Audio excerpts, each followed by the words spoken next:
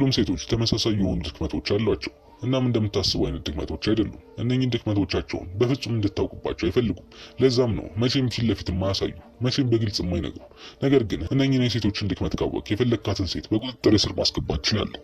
እናም በዛሬው ቪዲዮ ልታውቃቸው ይገባል ያልኳቸውን ዋና ዋና የሴቶችን ውስጣዊ ድክመት አንድ በአንድ እነግርሃለሁ። ከአንተ የሚጠበቀው ሰብስክራይብ በማድረግ እስከ መጨረሻው መከታተል ብቻ ነው። ወደ መጀመሪያው ሀሳብ ከማለፋችን በፊት አንድ ነገር ልበል። በእርግጠኝነት ይህን ሀሳብ ከዚህ በፊት ሰምተው ታውቃለህ። ሴት ልጅ በስሜት ወንድ ደግሞ በሎጂክ ነው የሚመራው። እኔም በዚህ ሀሳብ እስማማለሁ። ሴቶች ከምታስበው በላይ በስሜት ይመራሉ። ከአይምሯቸው ይልቅ ልባቸውን ያዳምጣሉ። እናም ከሴት ጋር ስትኖር ማወቅ ያለብህ ነገር እሷ የምታስበው ይህ ነገር ልክ ነው አይደለም እያለች ሳይሆን ይህ ነገር የሚፈጥርብኝ ስሜት ምን አይነት ነው እያለች ነው። እናም በአጭሩ ሴትን ልጅ መቆጣጠር ከፈለግ ዋነኛው ድክመቷ ስሜታዊ መሆኗ ነው። ስሜታዊ የሆነ ሰው እንደመቆጣጠር ቀላል ነገር እንደሌለ የታወቀ ነው። ወንድም ሆነ ሴት ቶሎ ስሜታዊ የሚሆኑ ከሆነ ራሳቸውን አሳልፈው እየሰጡ ነው። ማለትም ስትፈልግ ማናደድ፣ ስትፈልግ ማስደሰት፣ ስትፈልግ ደግሞ ማስከፋት በአንተ እጅ ነው። የሚከብደው ለስሜቱ ቅርብ ያልሆነን ሰው መቆጣጠር ነው። ምንም ብትለው የማይሞቀው የማይበርደው ከሆነ በምንም በኩል ልትቆጣጠረው አትችልም። ስለዚህ ዋናው ሀሳብ የሚመሰል በግንኙነት ውስጥ እሷ ስሜታዊ ስትሆን አንተ ደግሞ ያ የማይሞቀው የማይበርደው አይነት ሰው እንድትሆን እፈልጋለሁ። አየህ፣ በአሁን ጊዜ ብዙ ሪሌሽንሺፖች የማይበረክቱት ይህ ነገር ስለተቀያየረ ነው። ወንዶቹ ከሴቶቹ ብሰው ስሜታዊ ይሆናሉ።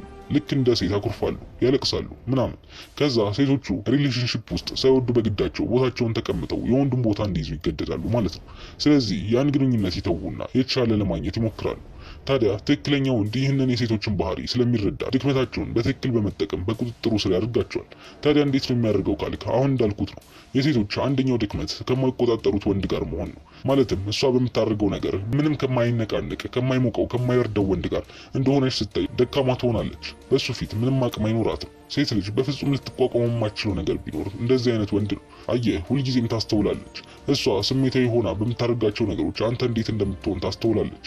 ለምሳሌ ከመሬት ተነስታ ስታኮርፍህ እንዴት ምንም ባላጠፋው ነገር እሷን ለማባበል እየሞከርክ እንደሆነ ትመለከታለች። ወይ ደግሞ ስንት ጊዜ ይወድሻለሁ ስትላት ከርመህ እሷ አንዴ እንደዛ ስትልህ ምን ያህል እንደምትደሰት ትመለከታለች። በአጠቃላይ በእሷ ምክንያት እንዴት ስሜት እንደሚቀያየር ትመለከታለች። ለዛ ደግሞ ትሰለቻታለህ። አየህ፣ ድክመቷን እየተጠቀምክ ስላልሆነ እንድታፈቅር ማድረግ እየቻልክ ቻንስህን ታጣለህ።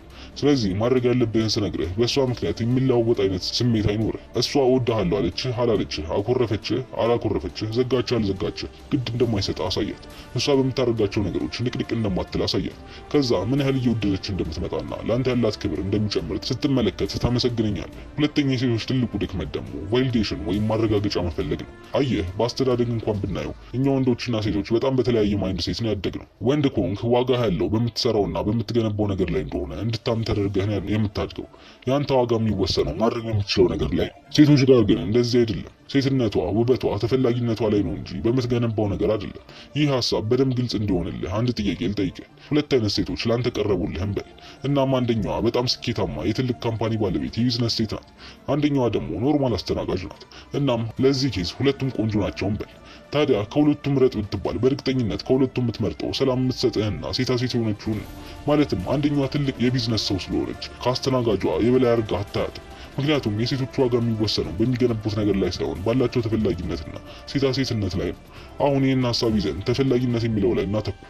አየህ፣ ሁሉም ሴቶች በሚባል ደረጃ ይህ ጥልቅ የሆነ ፍርሃት ወይም ድክመት አለባቸው። በወንዶች ተፈላጊ እንደሆኑ ማረጋገጫ ይፈልጋሉ። አውቃለሁ አንዳንዴ ላይ መስልህ ይችላል። ምን ያህል ቆንጆ እንደሆነች ተመልክተህ እንከን የማይወጣላት መሆኗን ተመልክተህ አይችማ ማረጋገጫ አትፈልግም ልትል ትችላለህ። ነገር ግን ነገሮች እንደዛ ይሰሩ። ሁሉም ሴት ተወዳጅ እንደሆነችና እንደምትፈለግ እንደምታምር ማረጋገጫ ትፈልጋለች። እናም ይህን ማረጋገጫ እንዴት መስጠት እንዳለብህ የምታውቅ ከሆነ እሷን በቁጥጥር ስር ማስገባት ትችላለህ። ስለዚህ ማድረግ ያለብህን ስነግርህ በመጀመሪያ ይህን ማረጋገጫ በቀላሉ አለመስጠት ነው። ያንተን ማረጋገጫ ለማግኘት እንድትራብ አድርጋት። በተገናኛችሁ በሶስተኛው ቀን በጣም ነው የምታምሪው አትበል። ብዙ ወንዶች የሚሸወዱ ፈገግ ስትልና ደስ ሲላት ያያሉ። ከዛ ሁሌም መደጋገም ይጀምራሉ። ግን ሁሌም እንደምትወዳትና እንደምታምር ተፈላጊ እንደሆነች የምትነግራት ከሆነ ከሌሎች ወንዶች ለይታ አታይም። ስለዚህ መጀመሪያ እንደዚህ ማድረግ የለብህም። ልክ ጥሩ ባህሪ ስታሳይህና ጊዜው ትክክለኛ ሲመስልህ ይህንን ማድረግ ትችላለህ። ከዛ ግን አትደጋግሙ። ለምሳሌ የርቀት ፍቅር ላይ ሆናችሁ አንድ ፎቶ ተነስታ ትልክልሃለች። ከዛም በጣም አምሮብሻል ወዘተ ትላታለህ። እናም አመሰግናለሁ ትላለች። ደስ ይላታል ወዘተ። ታዲያ አሁንም ደግማ በሌላ ጊዜ ሌላ ፎቶ ትልክልሃለች። አንተም በተደጋጋሚ ታምሪያለሽ፣ ቆንጆ ሆነሻል የምትላት ከሆነ በቁጥጥሯ ስር እንደገባህ አድርገህ ታያለች። አዎ ደስ እንዳላት ልታሳይ ትችላለች። ነገር ግን ከ99% ወንዶች ለይታ አታይም። ከዛ ይልቅ ግን በሁለተኛው ስትልክልህ አይተህ ላይክ ብቻ ብታደርገው ያኔ ውስጣዊ ፍርሃቷ ይነቃል። ያኔ ራሷን ትጠራጠራለች። እናም ምን ነው አልወደድከውም እንዴ አያምርም እንዴ ብላ መጠየቅ ጀምራለች። ከዛ አይ አሪፍ ነው ብለህ ወደ ሌላ ርዕስ ትገባለህ። በዚህ ጊዜ ያንተ ማረጋገጫ የእሷ ዋጋ መለኪያ ይሆናል። ያንተ ማረጋገጫ ቀኗንና ሳምንቷን የማብራት ወይም ደግሞ የማጨለም ኃይል ይኖረዋል። ዋናው ነገር አንዳንዴ ራሷንና ተፈላጊነቷን እንድትጠራጠር ማድረግ ነው። እንደዚህ አድርገህ የሆነ ጊዜ ደግሞ ልክ ያንን ማረጋገጫ ስትሰጣት በጣም ደስ ይላታል። ልክ እንደ ሱስ ትሆንባታለህ። ከዚህ በመቀጠል በሶስተኛነት ማንሳት የምፈልገው ትልቁና ዋነኛው የሴቶች ድክመት ደግሞ ራሳቸው ሴቶች ናቸው። አንዳንዴ መንገድ ላይ አይተህ ከሆነ ነጋዴዎች የሆነ ዕቃ ልሸጥ ሲላቸው አንድ ነገር ያደርጋሉ። የቅርብ ሰዎችንና ጓደኞችን ይጠሩና ያንን ዕቃ እንዲረባረቡበት ያደርጋሉ። እናም ከሩቅ ላይ የማያላፊ ሰው ብዙ ሰው እየተረባረበበት ያለ ነገርማ አሪፍ ቢሆን ነው ይልና ሄዶ ይገዛል። አሁን ይህንን ሀሳብ ወደ ራሳችን ስናመጣው ሴቶች ከምታስበው በላይ በሌሎች ሴቶች ኢንፍሉዌንስ ይደረጋሉ። ማለትም ሌሎች ሴቶች ምን እንደሚሉ ያስጨንቃቸዋል። እናም አንድ ወንድ ምንም የማይረባ ቢሆን እንኳን በብዙ ሴቶች የሚፈለግ መስሎ ከታያቸው እነሱም ያንን ወንድ ሳያውቁት መፈለግ ይጀምራሉ። እናም ሴቶች ውስጣዊ የሆነ የውድድር መንፈስ አላቸው። እኛ ብዙ ጊዜ የሚመስለን ወንዶች ተወዳዳሪ እንደሆኑ ነው። ነገር ግን አስተውለህ ካየው የሴቶቹ በጣም የባሰ ነው። ለምሳሌ ከአንድ የምትወደው ጓደኛህ ጋር ካፌ ተቀምጣችሁ ሁለታችሁም አንድ ሴት ላይ አይናችሁ ቢያርፍ በእርግጠኝነት ያችን ሴት ለጓደኛህ ለመተው ብዙም አይከብድህ። ከተመቸችህ አዋራት በቃ ምናምን ብለህ ታልፈዋለህ እና ምንም የሚካበድ ነገር የለው። ነገር ግን ሁለት ሴቶች አንድ ወንድ ላይ ናቸው ቢያርፍ ያንን ወንድ ለማግኘት እርስ በርሳቸው ሲወዳደሩ የሚሄዱበትን ርቀት ለማሰብ እንኳን ይከብዳል። እንኳን ልትተውላት ቀርቶ ይበልጥ በቅናት መንፈስ ጓደኝነታቸው ይሻክራል። ታዲያ ለማንሳት የፈለግኩት ሀሳብ አንድን ሴት በእጅ ለማስገባት ከፈለግ ከሌሎች ሴቶች በአንተ ላይ ፍላጎት እንዳላቸው ለማሳየት ብቻ ይህንን ማድረግ ትችላለህ። ከሷ ውጪ ብዙ ምርጫዎች እንዳሉ በማሳየት ብቻ ይህን ድክመቷን መጠቀም ትችላለህ። እዚህ ጋር ግን በጣም እንድትጠነቀቅ የምፈልገው ነገር ቢኖር ሌሎች ምርጫዎች እንዳሉ ወይም በሌሎች ሴቶች እንደምትፈለግ በቃላት እንዳትነግራት ነው። ከዚህ በፊት ምን እንዳጋጠመኝ ስነግርህ ከአንድ ሴት ጋር እያወራን ነበርና የበፊት ፍቅረኛዋ ምን ይላት እንደነበር ስትነግረኝ እኔ እኮ ከአንቺ የበለጡ ብዙ ሴቶችን ማግኘት እችላለሁ፣ እኔ እኮ ብዙ ምርጫ አለኝ ወዘተ ይላት ነበር። እና ግን እየዋሸ እንደሆነና ወሬ ብቻ እንደሆነ ነገረች። በመጀመሪያ የልጁን ሞኝነት ሳላደንቅ ባላልፍም ከዛ ግን ውሸቱን እንደሆነና ምንም ሴት እንዳልነበረው እንዴት እንዳወቀች ስጠይቃት እንዲህ በማለት መለሰችልኝ። ከተጣላን ብዙ ጊዜ ሆኖናል። ነገር ግን በየጊዜው እየመጣ ይቅርታ አድርጊልኝ ይለኛል። ትንሽ ጊዜ ጠፋና ተመልሶ ስልኬን ካለማቋረጥ ይደውላል እና የእውነት ሌሎች ሴቶች ቢፈልጉትና ቢኖሩት ኖሮ እንደዚህ የማይላቀቀኝ ይመስልሃል አለች።